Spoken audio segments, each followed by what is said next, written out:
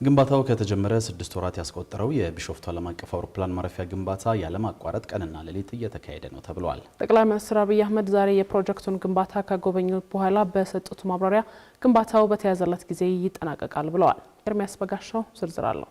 ከቢሾፍቱ ከተማ አቅራቢያ አቡሴራ ቀበሌ ላይ በኢትዮጵያ አየር መንገድ ባለቤትነት እየተገነባ ያለው የቢሾፍቱ ዓለም አቀፍ አየር ማረፊያ ግንባታ ቀን በፀሐይ ሌት በመብራት ያለማቋረጥ እየተካሄደ ነው። እዚህ ከአፍሪካ ግዙፉ የአውሮፕላን ማረፊያ ግንባታ ስፍራ ላይ ስራ አይቆምም፣ ፀሐይም አትጠልቅም።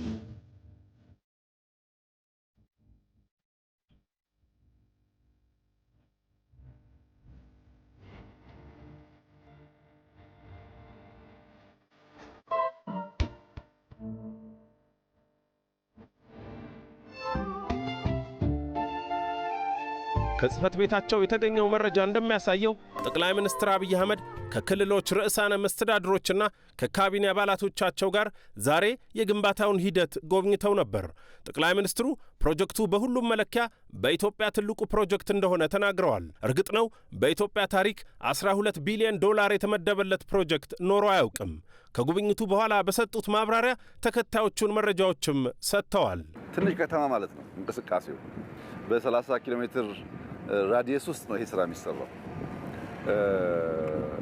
እዚህ ቦታ በቀን 650 ሺህ በላይ ሊትር ነዳጅ በየቀኑ እንመግባለን ማሽኖቹ።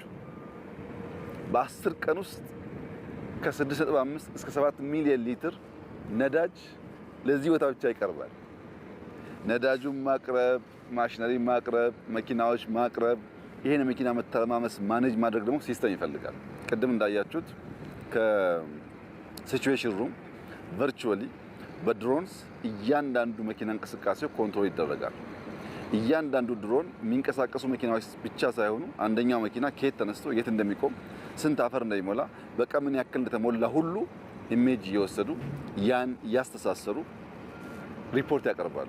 ጠቅላይ ሚኒስትር አብይ እንደተናገሩት በዚህ ስፍራ ከ8000 በላይ ሰራተኞች 24/7 በስራ ላይ ናቸው። እስከ 4000 የሚደርሱ ማሽኖችና ተሽከርካሪዎችም እየሰሩ ነው። በዚህ መጠን የማሽንና የሰው ኃይል እንቅስቃሴ እየተሰራ የሚገኘውን የግንባታ ሂደት ለማሳለጥ የሚረዳ ልምድ ግን እንደ ሀገር አልነበረም። ዘመናዊ የክትትል ቴክኖሎጂዎችና መሳሪያዎች ግን ለዚህ መፍትሄ ሆነዋል። ጠቅላይ ሚኒስትር አብይ ከዚህ አንጻር ይህ የግዙፍ አየር ማረፊያ ፕሮጀክት መከናወን የአገር የመቻል ማሳያም እንደሆነ አንስተዋል።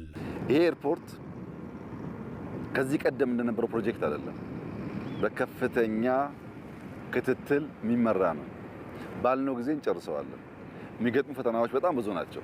እነዚያን ፈተናዎች በቅርበት እየፈታን ፕሮጀክቱን በማሳካት ኢትዮጵያ ብቻ አይደለችም፣ አፍሪካ ማሳካት እንደምትችል፣ ማሰብ፣ ማቀድ፣ መስራት እንደምትችል ለዓለም የምናሳይበት፣ አፍሪካን የምናነቃቃበት ግዙፍ ስራ ነው። እንደ ጠቅላይ ሚኒስትሩ ገለጻ ይህ ፕሮጀክት ሲጠናቀቅ በኢትዮጵያ ጥቅል ሀገራዊ ምርት ውስጥ ትልቅ ድርሻ የሚይዝ ብቻ አይደለም፣ የአገርን መልክና ገጽታ በሁነኛ መልኩ የሚቀይርም ጭምር እንጂ በአገልግሎትና በቱሪዝም ዘርፉ ደግሞ ከፍተኛ ሀብት መሳብ የሚችልም ነው ተብሎ ይጠበቃል። ለዚህ ፕሮጀክት ሲባል ከ2500 በላይ አባወራዎች ተነስተዋል። ለእነዚህ ተነሺዎች የኢትዮጵያ አየር መንገድ ዘመናዊ መኖሪያ ቤቶችንና የሥራ ቦታዎቻቸውን ገንብቶላቸዋል። ጠቅላይ ሚኒስትር አብይ በዛሬው መልእክታቸው ስለ እነዚህ ዜጎችም አንስተዋል። ከሁሉ በላይ በዚህ አካባቢ ያሉ ነዋሪዎች፣ አርሶ አደሮች መኖሪያቸውን፣ ቦታቸውን፣ ማረሻቸውን ለቀው እንደዚህ ያለው የሀገር ልማት እዚህ ቦታ እንዲሆን ላደረጉት አስተዋጽኦ ከፍተኛ ምስጋና ማቅረብ እፈልጋለሁ። የኛ መንግስት እንደሚታወቀው አርሶ አደር ሲያነሳ ከዚህ ቀደሙ እነሱን ጥሎ ልማት አያመጣም። 100% የነሱ ህይወት መሻሻሉን እርግጠኛ መሆን ያስፈልጋል። ቤት ገንብተናል፣ ቢዝነስ ተቋማት ይሰራናላቸው ነው። ማንም አርሶ አደር በዚህ ፕሮጀክት ምክንያት የሚጎዳ አይኖርም። ይሄ ፕሮጀክት ለዚህ ከባቢ አርሶ አደሮች ትልቅ በረከት ነው። ለአዲስ አበባና ዙሪያዋ ትልቅ በረከት ነው። ለኢትዮጵያ ትልቅ በረከት ነው። ለምስራቅ አፍሪካ ትልቅ በረከት ነው። እውነት ለመናገር ለአፍሪካ ትልቅ በረከት ነው። በአፍሪካ ውስጥ እንደሚቻል ማሳያ ፕሮጀክት ነው። እንደሚቻል ማሳያ ብቻ ሳይሆን ብዙ ሀብት ወደ አፍሪካ የሚያመጣ ፕሮጀክት ነው። ሙሉ በሙሉ ግንባታው ሲጠናቀቅ በአመት እስከ 110 ሚሊዮን መንገደኞችን የማስተናገድ አቅም ያለው የቢሾፍቱ ዓለም አቀፍ አየር ማረፊያ የመጀመሪያ ዙር ግንባታው ከ3 ዓመት በኋላ ይጠናቀቃል ተብሎ ይጠበቃል።